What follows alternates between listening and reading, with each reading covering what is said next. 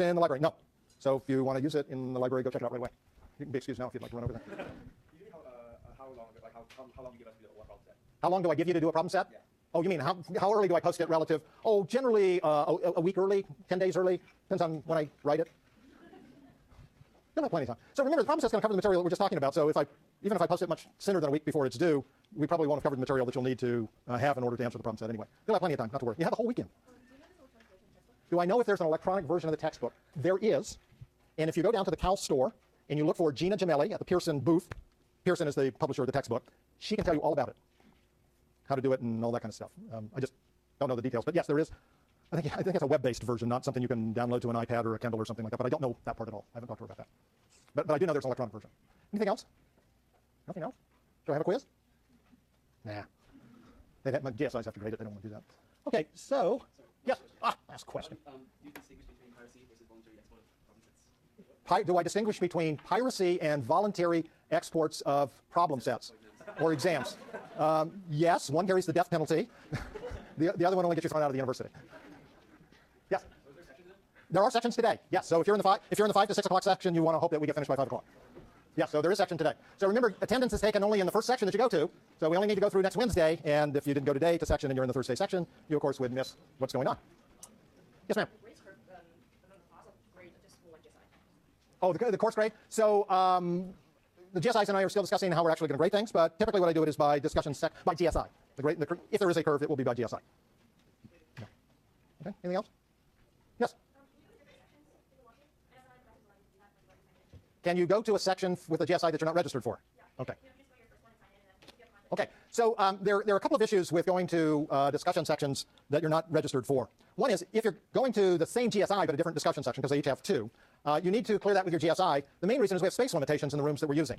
So it's up to them. As far as I'm concerned, I don't particularly care as long as there's space. If you want to move to a different GSI, now we've got a few other issues that you might want to think about besides space and permission of the GSIs that you're now visiting. One is problem sets and exams will be graded by and returned by your registered GSI, not the one that you're going to. So you may find it valuable to actually establish a relationship with the GSI that's grading your work so that you understand how they're grading, why they're grading, and those things, because there will be differences there. But if you don't care about that and the GSIs don't care where you go, it's really up to them. I don't have a class policy. Anything else? Okay, so let's talk a little bit about international economics and international trade. So international economics is essentially all about the economic transactions that take place between sovereign countries. So sovereign countries, of course, have different boundaries. They sometimes have different languages. They oftentimes have different cultures. Sometimes the economies are dramatically different from one another. And they often almost always use different currencies. And it's all of those differences that actually makes international economics different from, say, regional economics of a country. So it's some of those issues that we'll be looking at in terms of how international economics needs to be thought of as differently from, say, microeconomics applied to a domestic economy.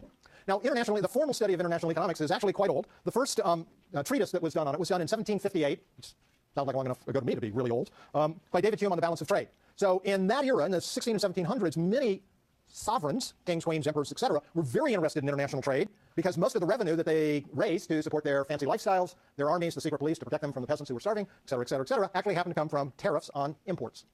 And so international economics has been around for quite some time. There's two sort of broad subfields in international economics, just like there is in overall economics. So the first subfield is what we call international finance, or sometimes called international macroeconomics.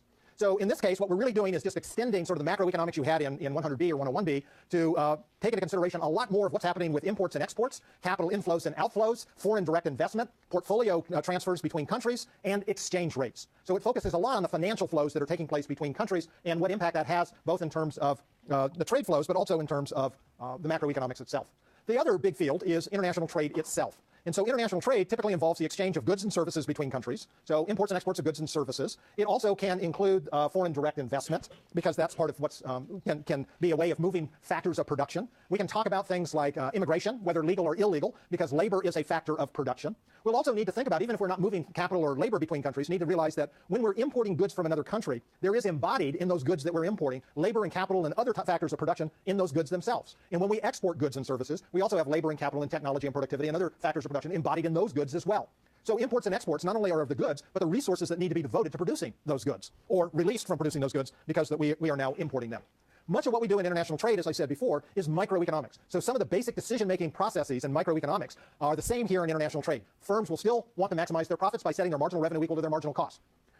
Consumers or households will want to try to maximize their utility but subject to a budget constraint. So those types of underlying assumptions that we made for basic microeconomics are going to be some of the same assumptions that we're going to make here in international trade.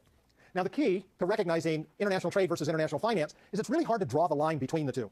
Remember, all international trade needs to be paid for. Imports have to be paid for. Exports, you are going to be receiving funds. So that, of course, is a financial flow. So we've got goods going in one direction and currencies going in the opposite direction. So we can't really pull these two apart as neatly as it might sound here in this particular case. Well, needless to say, our focus is going to be on international trade itself. So we'll develop analytical models to talk about what explains the pattern of trade. So what we mean by the pattern of trade is, why does one country export the goods and services that it does? And why does another country export presumably a different set of goods and services?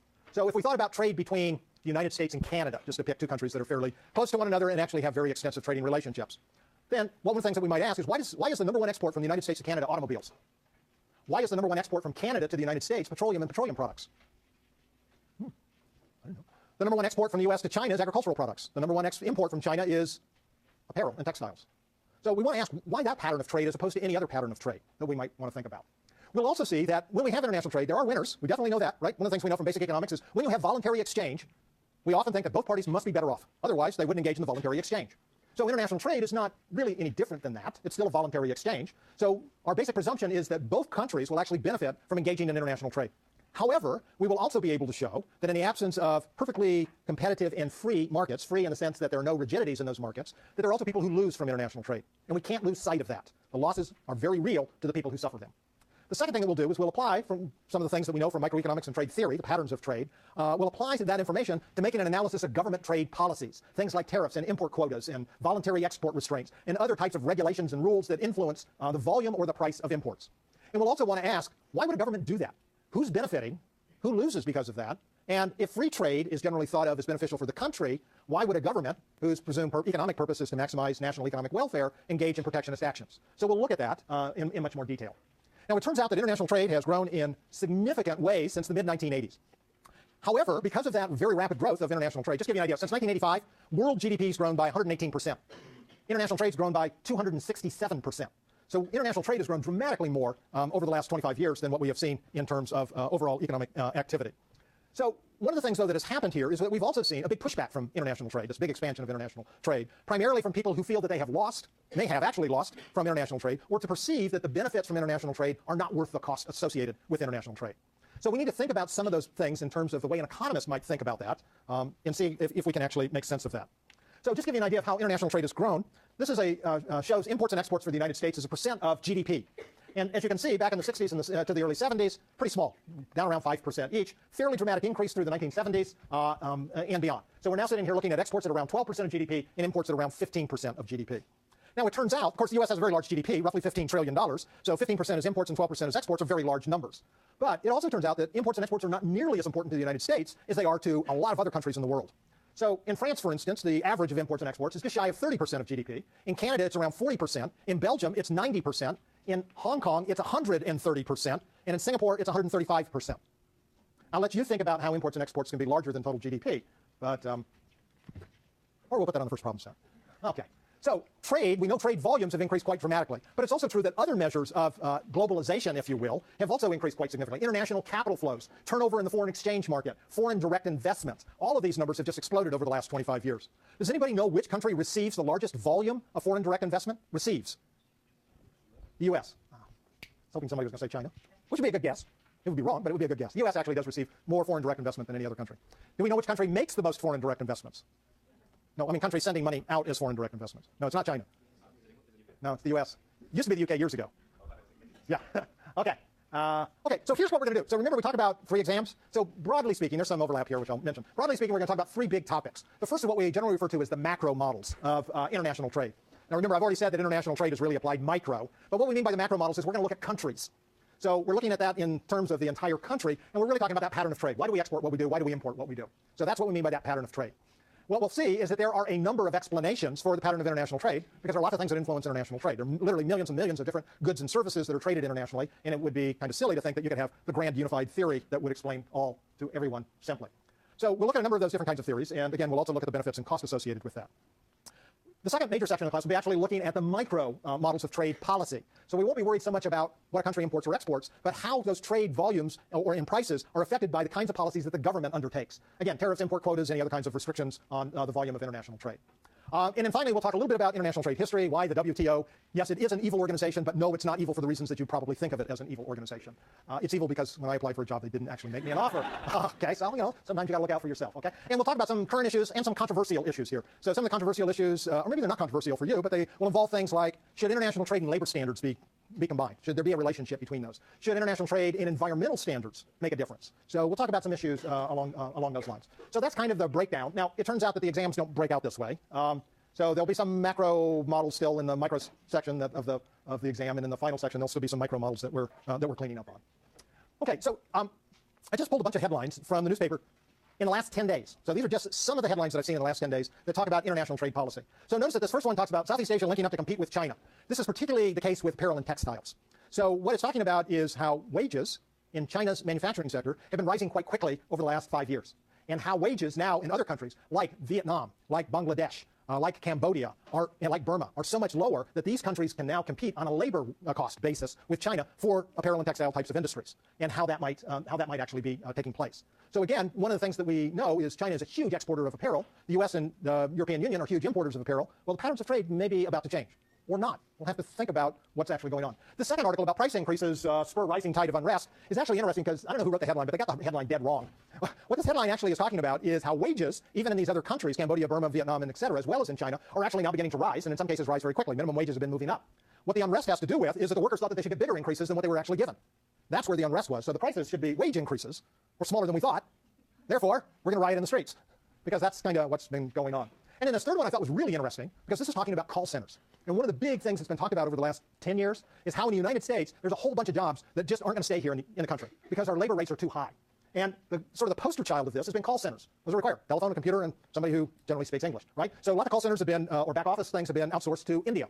Well, guess what? Now we're beginning to see a trickle actually move in the other direction. Call centers are coming back from India, back into the United States. What we're finding is, in part because of the recession, wage rates, especially at the lower end of the scale, are actually being dampened in the United States, while in India, what we're seeing in the same industry is wage rates are rising. So again, a pattern of trade, in this case in services, is beginning to change. So we need to think about, well, what's causing this? How can we explain this? Would we expect it to continue? Okay, now, that talks about trade. Here's some trade disputes. Truck dispute heats up. This is a dispute between the United States and Mexico. When the North America Free Trade Agreement was signed, one of the things that it was to permit was the Mexican trucks to operate in the United States, come straight across the border. Prior to the North America Free Trade Agreement being enacted, it required Mexican goods on Mexican trucks to the border. They had to be offloaded from those trucks, moved across the border, and then reloaded on American trucks, and then trucked to wherever it is that they were being trucked to.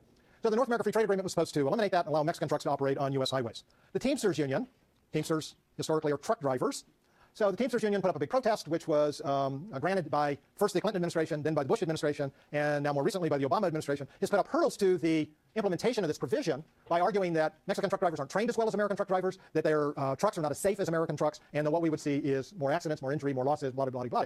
Right? So in the Bush administration, they actually did a 2-year test of allowing Mexican trucks and truck drivers and trucks to come into the United States and operate pretty much in a wide swath of the middle part of the country. And they were monitored very closely by the Department of Transportation. And after 2 years, the Department of Transportation reported the following. Mexican trucks were stopped by police for violations on the highway less often than American trucks, and that Mexican trucks had fewer breakdowns than American trucks, and they were involved in fewer accidents than American trucks.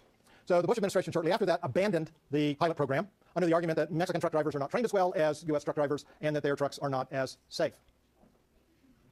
Yeah, I scratched my head on that one too. Okay, so the whole issue that the U.S. Teamsters and American trucking companies were making was, of course, that, well, this is a selection problem, right? We only let the best Mexican truck drivers and the best Mexican trucks into the country, not a representative sample. And so this is, Mexico decided, NAFTA was passed in, 1993 or 1994. Here we are in 2000, and I think it was 2007 or 8 at that time. They said, this has gone on long enough, more than 10 years. We're going to appeal to, not the WTO, there's a resolution authority within the North America Free Trade Agreement to resolve disputes like this. The United States lost. The United States didn't change their policy. Mexico was allowed to impose tariffs on